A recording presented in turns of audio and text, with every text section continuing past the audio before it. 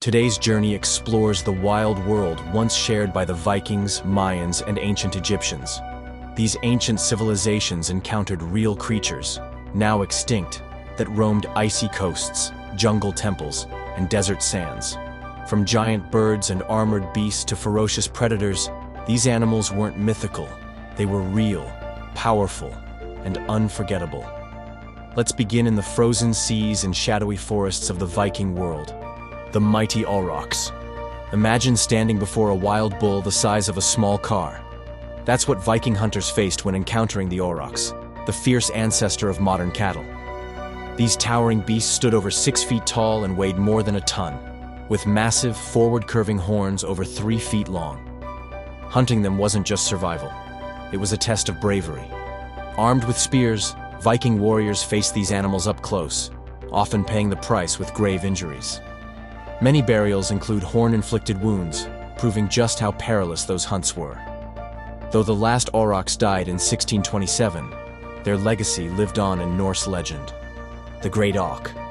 Then there were the Great Auks, flightless seabirds that resembled penguins. Vikings spotted them along rocky coasts, where the birds waddled helplessly. They were easy prey. Their meat, feathers, and even their beaks were valuable, with one Viking grave holding a necklace of auk beaks. Sadly, they bred slowly and had no land defenses. Their numbers plummeted, and by 1844, the last of them were gone. Another unique creature lost to history and human need. The forest elk of the north. Deep in the Scandinavian woods lived a creature that blurred the line between elk and moose, the European forest elk, also called the Skog's elk. Standing over 7 feet tall with massive antlers stretching 6 feet wide, these weren't modern moose. They had a distinctive mottled coat, perfect camouflage in dappled forest light. They were more aggressive too. Especially during mating season, bulls would defend territory rather than just sparring with rivals. To Vikings, they were more than game. Their hides were used for clothing and shields, and their antlers were crafted into tools, weapons, and ceremonial items. As forests were cleared for farming, these majestic animals retreated into the wilderness and eventually faded into legend. By the medieval period, they were rare sightings, more myth than reality. Gray whales. For a Viking ship, the ocean was a highway and a battleground. Atlantic gray whales swam these waters, and they weren't just giant, they were ship-sized, weighing up to 36 tons and stretching nearly 50 feet long. Unlike deep-diving whales, gray whales fed close to shore, scraping the seafloor and stirring up massive clouds of mud, easy to spot and easy to ambush. But hunting them was anything but easy. One swing of their tail could turn a longship into splinters. Norse sagas even describe them as devilfish for their aggressive defense. A successful whale hunt could feed a village for weeks. Vikings developed tools specifically for processing whale meat and built massive pits to cook them. Over time, gray whales disappeared from the Atlantic entirely, extinct due to overhunting and slow reproduction. The British wolves. When Vikings landed in Britain and Ireland, they weren't alone. British wolves roamed the forests, genetically distinct from their Nordic cousins. These mid-sized predators were relentless hunters, known for attacking livestock, especially sheep, which were vital to Viking settlers. But they weren't just threats. Vikings admired their pack hunting tactics. Wolf names were etched into places like Ulvedale and Wolf Hill, and stones from the Viking era depict ceremonial wolf hunts. As Norse settlers formed permanent colonies, the wolves became symbols of the wildness they tried to tame. Eventually, systematic extermination wiped them out. By the 18th century, there were none left in Britain. The Baltic sturgeon. In Viking rivers swam something out of the Jurassic era, the Baltic sturgeon. These armor-plated fish grew up to 10 feet long and weighed over 600 pounds. Their bony exteriors, rows of sharp plates, and long vacuum-like snouts made them instantly recognizable. Vikings developed detachable-headed spears just to pierce their tough hides. And sturgeon weren't just food. Their swim bladders became glue and beer filters. Their caviar? Fit for kings. As with so many giants of the ancient world, overfishing and blocked rivers doomed them. By the 18th century, Baltic sturgeon were royal property, too rare to belong to anyone else. European bison. Through Viking forests roamed the European bison, taller and heavier than American bison, with thick, shaggy humps and curved horns. These beasts could run 25 miles per hour through thick woods. Vikings followed bison roads, natural paths carved by generations of bison movement. Hunting one was a huge win, supplying meat, hides, oil-rich hump fat, and horn. But bison didn't run. They charged. Entire hunting parties were sometimes wiped out. Though nearly extinct, a few survived in Eastern Europe, making them one of the few ancient beasts with a second chance. The Mayan world, Mexican grizzly bear. Few know that the Mexican grizzly bear once roamed the pine oak highlands near the northern edges of Maya civilization. Standing 8 feet tall and weighing over 700 pounds, these silver-tipped giants were rare but unforgettable.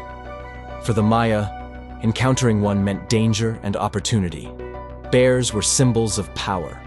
Their pelts, teeth, and claws appeared in elite regalia. Some carvings even show bear skins worn by warriors. But they weren't just symbolic. These bears raided crops and livestock, sometimes clashing with hunters. Evidence of healed bear-inflicted wounds shows just how perilous those encounters could be. By the mid-20th century, they were gone, their fate sealed by colonial expansion and livestock conflict. The West Indian manatee. Gentle giants glided through Maya coastal waters, the West Indian manatees. Though not extinct, they are endangered, and once thrived along the shores of the Yucatan Peninsula. To the Maya, they were more than just meat. Their hides were used for ropes and shields. Their behavior inspired stories, and possibly even spiritual beliefs. Manatees appear in coastal Maya art, often linked to gods and maritime rituals. Their massive Pacific cousin, Steller's sea cow, went extinct in 1768, but the Maya's own manatees are barely hanging on today. Atitlan Grebe, Lake Atitlan, one of the Maya's most sacred sites, was once home to the Atitlan Grebe, a flightless bird found nowhere else on Earth. Twice the size of its closest relatives, it swam gracefully and could disappear underwater without a splash, almost like a ghost. The Maya painted and carved its image into pottery. Though it was sometimes hunted, its role seemed more spiritual than practical. This bird survived not just the Maya, but the Spanish, and even into the 20th century. But introduced species, pollution, and earthquakes wiped it out by 1989. Its extinction is one of the most recent and deeply felt. The imperial woodpecker. In the Sierra Madre Mountains, the imperial woodpecker towered over all other birds. Nearly 2 feet tall, with dramatic red crests and black and white wings, its drumming echoed through valleys like distant gunfire. For Maya, communities trading or traveling through the Western Highlands, these birds were unforgettable. Their feathers adorned elites. Their bills became tools. But as forests fell and colonial logging took over, the imperial woodpecker vanished. The last confirmed sighting was in 1956. Great Curassow. In the heart of Maya rainforests strutted the Great Curassow, a 3-foot-tall game bird with curly crests and glossy black feathers. Males sported bright yellow knobs on their beaks and an air of absolute confidence. Curassow meat was reserved for nobles. Their feathers decorated the heads of Maya rulers. They appear in temple carvings, often linked to status and power. But even in ancient times, overhunting near city centers pushed them into deeper forests. Today, they've disappeared from much of their former range. Harpy eagle. No Maya creature inspired more awe than the harpy eagle. With a 6-foot wingspan, slate-gray feathers, and claws bigger than grizzly bear talons, it ruled the canopy like a jaguar ruled the jungle floor. This apex predator could pluck monkeys from trees mid-flight. For Maya elites, wearing its feathers meant wielding the power of the gods. Temples in places like Yaxchilan and Piedras Negras show rulers crowned with harpy eagle headdresses. Capturing one was dangerous. Hunters scaled towering trees to snatch fledglings, while parents attacked from above. Today, harpy eagles are functionally extinct in most Maya regions, surviving only in isolated reserves. The ancient Egyptian world, hippopotamus. Ancient Egyptians lived alongside the hippopotamus, and it was a tense relationship. These 4-ton animals weren't shy about raiding crops or attacking boats.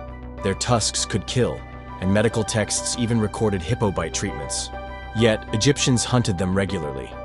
The hippo became a symbol of both chaos and courage. Pharaohs had themselves depicted spearing hippos, showing control over nature.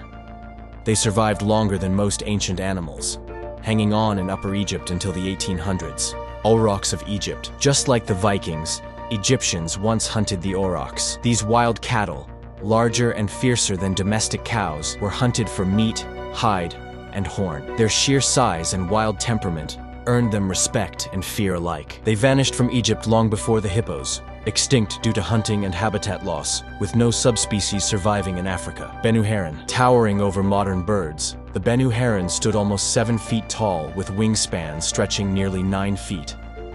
It likely inspired the myth of the Benu, a symbol of the sun, creation, and rebirth. Ancient paintings show this majestic heron among gods. Its disappearance around 1800 BC left a spiritual void, but its influence survived in hieroglyphs and temple carvings. The Madam goose. Unlike any other animal, the Madam goose exists solely in art. The famous painting known as Egypt's Mona Lisa shows these uniquely patterned birds in vivid detail, with colors and markings not seen in any known species. Whether a real extinct goose or an unknown variant, the Madam goose is a powerful symbol of how art can preserve memory, even when bones don't. Sacred baboons. In ancient Egypt, baboons weren't just wild animals. They were religious symbols linked to Thoth and Hapi. These large primates appeared in early wall art, often mimicking human behavior or wearing leashes. Kept in temples, sometimes even as pets, baboons were later mummified in massive numbers. Domestically extinct by the New Kingdom, they were imported from faraway lands for ritual purposes. North African elephant. Used in ceremonies and war, the North African elephant was smaller than modern African elephants but equally majestic. With concave backs and large ears, they served as both royal status symbols and military assets. They raided crops, damaged infrastructure, and were hunted relentlessly for ivory and conquest. They disappeared from Egypt by 2900 BC, but continued to shape warfare and royal symbolism for centuries. Barbary lion. Majestic, enormous, and fierce. The Barbary lion ruled the deserts and mountains of North Africa. These lions grew over 8 feet long and weighed more than 600 pounds. Pharaohs hunted them for prestige, while others kept them as pets. They were rarely seen by commoners, which only heightened their mystique. Though they were once rulers of the animal kingdom, the last Barbary lions vanished from the wild in the 20th century. Across centuries and continents, the Vikings, Mayans, and ancient Egyptians shared their world with an astonishing cast of creatures. Some fearsome, some beautiful, all unforgettable. These animals weren't fantasy. They were real, living parts of ancient life. And while many are gone, their stories remain carved in stone, painted on walls, and passed down in legends. Each extinction isn't just a scientific note. It's a story of how civilizations rose and interacted with the world around them. And maybe, just maybe, their memory is a call to protect what still remains. If this journey through ancient wild worlds fascinated you, don't forget to like, comment, and subscribe. Hit that bell so you never miss a forgotten beast or untold tale. Thanks for watching.